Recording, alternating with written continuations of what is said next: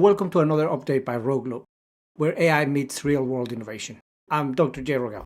OpenAI just shipped GPT5.5. The launch post calls it our smartest and most intuitive to use model yet.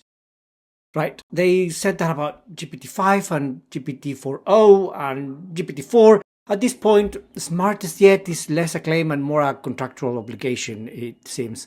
So let's do what we do here at RogueLoop best. Strip the marketing varnish off and look at what's actually under it. OpenAI's pitch boils down to three things. One, it's better at agentic coding. Two, it's better at knowledge work on a computer. And three, it uses fewer tokens to do the same job. That third one is the only claim with teeth, in my view. Fewer tokens for the same task is a measurable thing. It's also the one that matches the most to anyone running this at scale because, well, let's be honest, tokens are money. If GPT 5.5 genuinely cuts your spend per task without dropping quality, well, that's a real number on a real invoice. The first two claims, well, smarter agentic coding and more intuitive computer use, those seem more like vibes until the benchmarks land and independent evaluations come in. For the time being, I would treat them as hypotheses, not features, but there you go. So, as I say, tokens are money, and fewer tokens for the same task is the only claim that you can verify against your own invoice, as it were. So, here is what I find interesting. GPT 5.5 is now the default model in Codex, and Codex now has a computer use skills baked in.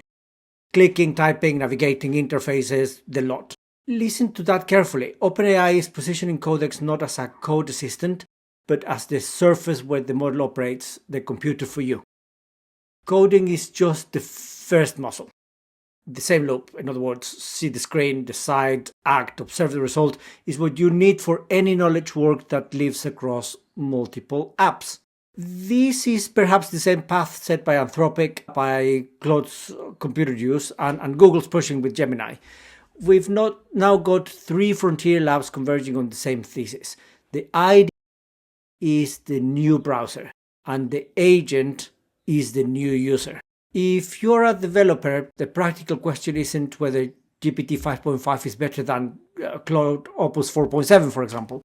The real question is which agent harness is least painful to live inside for 8 hours a day. That's a question about workflow, not a benchmark question. One detail buried in the launch that deserves a pull-up quote is this: OpenAI docs migrate this project to GPT 5.5.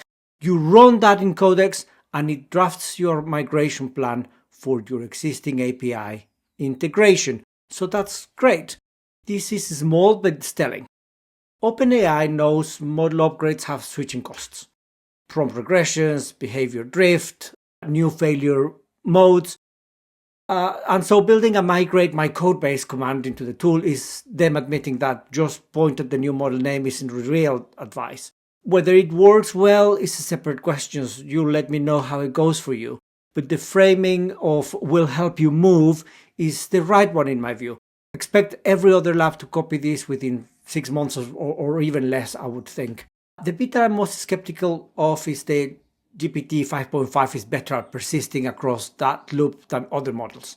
The loop being explore an idea, gather evidence, test assumptions, interpret results, decide what to try next. That is the holy grail. That's the thing every lab claims and none have delivered as yet. Persisting across a research loop without losing the thread, without hallucinating intermediate results, without needing a human to nudge it back on track every 15 minutes, that would be transformative in my view. I want to believe, but I've heard this song before. It was AutoGPT, it was called Baby AGI, it was called every agentic framework from 2023 onwards. So we shall see. I am a believer. We shall see. If you are already on the OpenAI API, run your existing eval suite against GPT 5.5 before you migrate anything in production. That's my advice. Token cost claims are easy to verify. Measure them on your workload, not theirs. That's an important suggestion. If you are a Codex user, this is your default now. whether you want it or not. Pay attention to whether your tool use success rate goes up or down over the next fortnight, and keep track of it. If you are a multi-vendor user, in other words, Claude, Gemini, OpenAI, you name it, GPT5.5 doesn't change your strategy. Keep the abstraction layer as it is. The whole point of last year's prompt engineering work was to make this model swappable. Don't undo that work. Keep at it. Well, GPT5.5 is a real upgrade, probably. The token efficiency claim is the one to test first because it's the one you can actually measure tomorrow morning, today even. The agentic claims need a month and independent evaluations before we know if they are real. In the meantime, don't migrate on a Friday, just in case. And that goes for any team, I suppose. Anyway, that's it for me. I'm Dr. J. This is RogueLoop, where AI meets real-world innovation. Let me know how you get on with the new model, GPT 5.5. Drop it in the comments, subscribe, and I'll see you in the next one. Thank you.